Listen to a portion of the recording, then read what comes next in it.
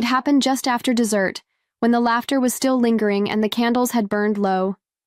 Dad, Robert Carter, rose from his chair, cleared his throat, and said in a voice that didn't quite match the warm glow of the room, "After what you've done, Elise, we can't have you here anymore."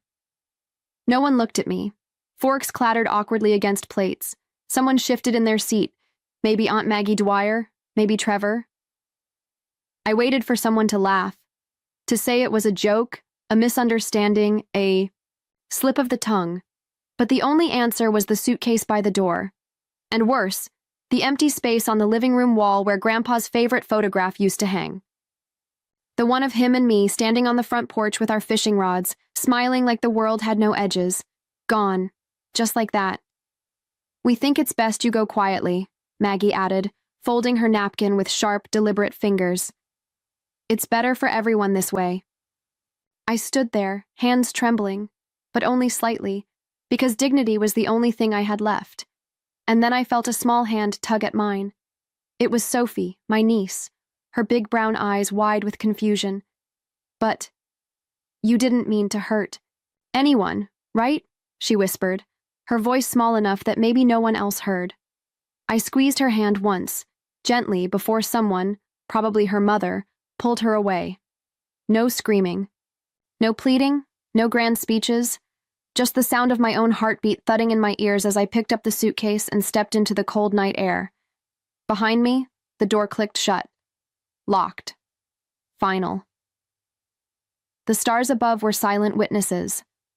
I left, carrying nothing but a suitcase, and a question that no one dared to answer.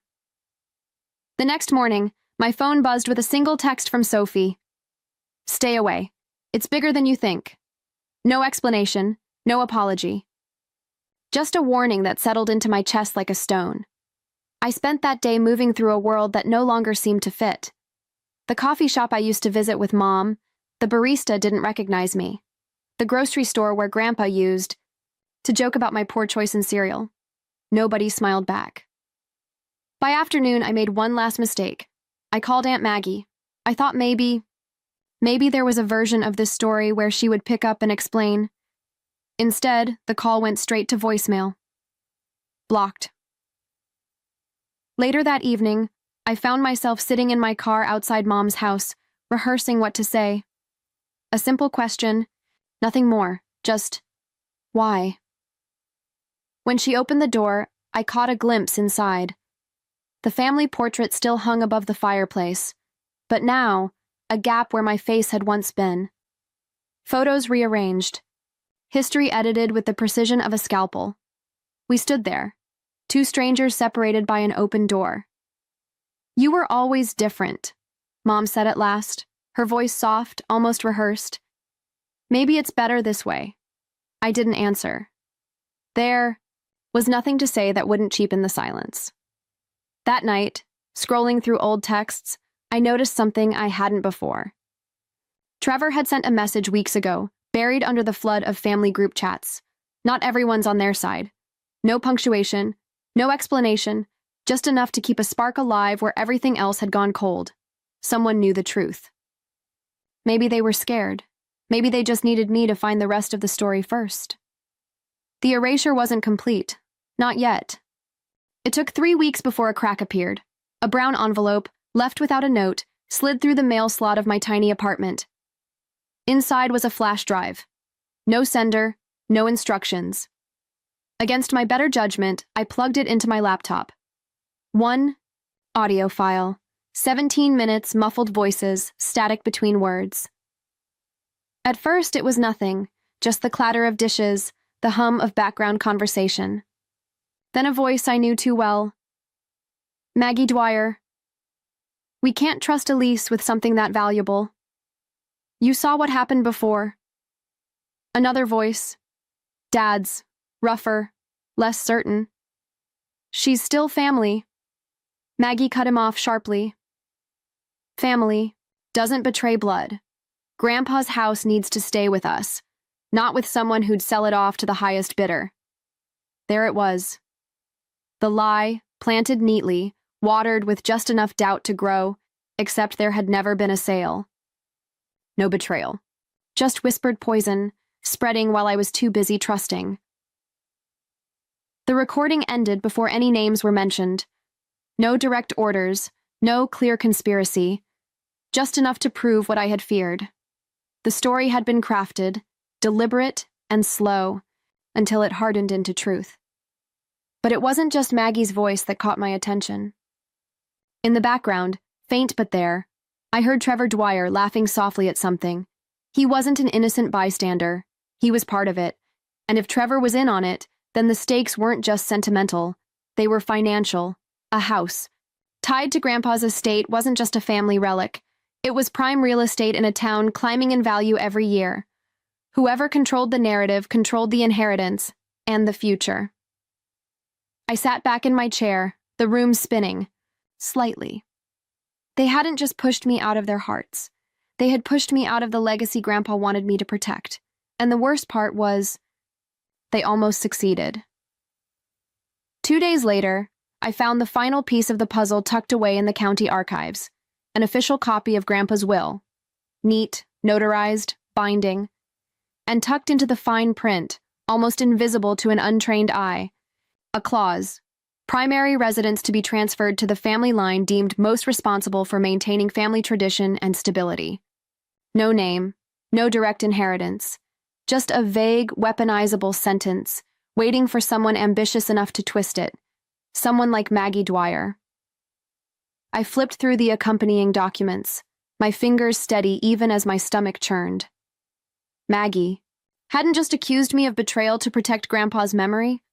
She had done it because the house was her last chance at mattering. It wasn't about money, not really. It was about standing on that porch, hosting holiday dinners, claiming the Carter legacy as her own, and she wasn't working alone. Further, back in the file was a notarized statement, filed by Trevor Dwyer, citing concerns over my alleged history of irresponsibility and absence from family affairs. A calculated move to paint me as unstable, unreliable, someone unfit to carry on the Carter name. Trevor stood to gain too. Maggie would get the house. Trevor would secure the investments Grandpa left behind, accounts tied to the properties, i.e., deed, accounts no one had bothered to mention. The betrayal was bigger than I'd imagined. It wasn't about one house. It was about control, status, and legacy. The worst part? They hadn't even needed real evidence. Just enough whispered doubt to plant the idea, and enough silence from the rest of the family to let it grow. As I left, the courthouse, the late autumn wind sharp against my face, I knew one thing with a clarity that stunned me. They had fought to erase me, to rewrite me as the villain in their story, but they forgot one simple rule. I knew how to read the fine print, and I wasn't done yet. The first step was simple: disappear in plain sight. I stopped showing up where they could see me. No more grocery store runs at familiar places. No more lingering glances at the house on Willow Creek Lane. Instead, I enrolled in night classes. Real estate law, probate court procedures, property acquisition strategies. I sat quietly at the back of classrooms filled with eager 20-somethings, taking notes by hand like it was my only lifeline. Meanwhile, I watched and waited. Through public records, I confirmed what I had suspected. The taxes on Grandpa's house hadn't been paid in nearly 3 years. Maggie and Trevor had fought so hard to claim the home, but in their arrogance, they forgot the most basic rule. Ownership isn't just about blood, it's about paperwork. A foreclosure notice was inevitable. I started gathering funds quietly. Sold off old jewelry, picked up extra shifts, took consulting work under a different name. The money grew slowly, then steadily. Still, a shadow loomed. There was an option. One of the professors mentioned it offhand one evening, a loophole involving property liens and early bidding at pre-foreclosure auctions. It wasn't illegal, but it wasn't exactly something you bragged about at Thanksgiving, either. If I moved first, I could secure the property before it ever hit public auction. I could own it outright, and legally, before Maggie even realized it was slipping through her fingers. It would be quiet, clean, brutal, but it would mean stepping into the same world of technicalities and silent moves they had used against me. I spent a week agonizing over the decision. Every time doubt crept in, I pictured Grandpa's laugh, the way his hand ruffled my hair when I came home from college. He hadn't cared about titles or technicalities. He had cared about heart, and I remembered Mom's face that night at the door, so calm, so certain, as she erased me with a few soft-spoken words. They had made their choice. Now I was making mine. The paperwork was filed 2 days later. By the time they would realize what had happened, it would be far too late. 3 months later, the invitations went out. Celebration of Heritage, the glossy cards read, complete with a picture of Grandpa's house bathed in sunset light. It was Trevor's idea, a symbolic gesture to honor family traditions by officially passing the house into his name. Of course, the family hadn't paid the back taxes. Of course, the foreclosure process had continued quietly behind the scenes. Of course, they had no idea that the house had already changed hands. I drove by the day of the party, slowing just enough to watch the guests gather. Balloons bobbed lazily against the porch railings. Cousins I hadn't seen in years milled about the lawn, balancing paper plates piled high with potluck casseroles and store-bought pies. From across the street, I spotted Maggie, her smile broad but brittle, moving from group to group like a politician, at a fundraiser. She wore Grandpa's old watch on her wrist, the one he said he'd leave to me one day. It looked out of place, gleaming and stiff against her skin. At the edge of the yard, near the rose bushes, Robert Carter and Trevor stood locked in a quiet but heated conversation. Even from a distance, the tension was visible, the tight fists, the clipped gestures. It wasn't about family. It was about control. I stayed hidden behind the wheel, sunglasses on, window cracked just enough to catch the sound of distant laughter. At some point, Mrs. Lillian Brooks, the old neighbor, shuffled past my car. She paused, squinting through the windshield. Recognition flickered across her face, but she said nothing. Just tipped her head slightly, the barest nod, before moving on. Maybe she knew. Maybe she understood that sometimes you have to lose everything you thought mattered before you can reclaim what truly does. The sun dipped lower. Music spilled from the open windows, mixing with the sharp scent of barbecue and cut grass. The house stood proudly in the center of it all, dressed up and polished, as if it belonged to the people who had abandoned its true heart long ago. They thought they had won. They thought they were celebrating permanence. But underneath the fresh paint and the borrowed memories, the ground was already shifting, and by the time the first toast was raised, there would be no ground left to stand on. I didn't wait for the speeches to end. I parked 2 blocks away, walking the rest of the distance with my head high, papers tucked neatly inside a simple leather folder. The house glowed under the porch lights, laughter spilling down the front, steps like a waterfall too bright, too loud. As I stepped onto the front lawn, a woman at the door, maybe a second cousin, maybe a new girlfriend, caught sight of me and waved. "Deliveries around back," she called out, her voice cheerful, oblivious. For a moment, the universe held its breath. I kept walking, slow and deliberate, my heels crunching the gravel as I approached the porch. Inside, Maggie clinked her glass against Trevor's, raising a toast so loud even the neighbors probably heard her. To family, to legacy, to the next generation of Carters. She didn't notice me at first. Neither did Trevor, grinning like a boy who had just won a prize he didn't earn. It wasn't until Robert Carter turned toward the door, old instincts sharper than pride, that the party stilled. He stiffened, one hand still curled around his drink. Maggie's smile faltered. "Elise?" she croaked, the name scraping out like it hurt her throat. I stepped fully inside now, the cool air of the house wrapping around me like an old familiar coat. Beside me, James Whitmore, calm and composed as ever, unsnapped the folder, pulling out a single heavy document. I didn't speak, didn't smile, didn't explain, just let the deed hang there between us, undeniable and final. Trevor blinked once, then twice, like a man realizing too late that the bridge under him was already burning. The silence spread across the room, brittle and absolute. For one heartbeat, Everything they had built on lies and assumptions trembled, and then it began to crack. The room didn't explode. It crumbled. Maggie was the first to recover, lunging toward the folder in James's hand, her voice sharp, desperate. "This isn't valid. There's a clause. Grandpa's will. It names our side of the family." She fumbled in her purse, pulling out a crumpled copy of the old will like a magician unveiling a trick already spoiled. James didn't flinch. He calmly produced another document, stamped, signed, recorded at the county office 2 months prior. "That clause only applies if taxes and upkeep are maintained," he said, voice low, almost apologetic. They weren't. The property entered foreclosure. Ms. Carter acquired it legally through preemptive rights. A few cousins gasped softly. Someone dropped a plate. Trevor opened his mouth, searching for words, but nothing came out. Across the room, Dad, Robert Carter, set down his drink with slow, deliberate care. He didn't argue. Didn't ask questions. He just looked at me.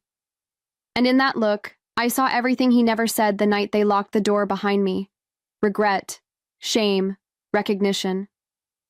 For a long moment, no one moved. The house, so carefully polished for their celebration, seemed to shrink around them, the peeling paint at the windowsill, the hairline cracks in the ceiling, all suddenly impossible to ignore. Maggie's hand dropped to her side. Trevor muttered something under his breath and turned away. The fight drained out of them faster than I expected. Maybe deep down they had always known. Maybe they understood, too late, that true ownership isn't declared by speeches or family. Trees. It's written in the quiet, patient hands that hold steady when everyone else lets go. I stood there a moment longer, letting the silence finish what my words never could. Then I turned toward the door, the folder tucked under my arm, leaving them to sort through the wreckage themselves. I was halfway down the driveway when I heard footsteps behind me. "Elise, wait!" It was Sophie, no longer the little girl clutching my hand at the dinner table, but still carrying the same flicker of hope in her voice. She caught up to me, breathless, her hands twisting the hem of her dress. "I'm sorry," she said, eyes shining. We didn't all believe them. Not really." I looked at her for a long moment. At the fear, the guilt, the fragile kindness trying to survive in a house that had taught her otherwise. I didn't say anything. Some things don't need to be forgiven out loud. From my pocket, I pulled out a small object, a tarnished brass key tied to a fraying piece of red string. Grandpa's spare key, the one he had pressed into my palm the summer I left for college. Crossed the lawn, past the sagging porch steps, and tucked the key carefully under the welcome mat, not because I expected to return. Not because they deserved it, but because some memories deserve to be left in the soil where they were born, not uprooted and dragged into new battles. Sophie watched silently, tears slipping down her cheeks. I gave her a nod, small, steady, then turned away without looking back. The night had deepened, folding the house into shadow. As I reached the street, I allowed myself one last glance over my shoulder. The house stood where it always had. But it felt different now. Hollow, unfinished, like a story missing its ending. Not every scar fades. Some simply grow quieter with time, and some goodbyes echo longer than the words themselves ever could.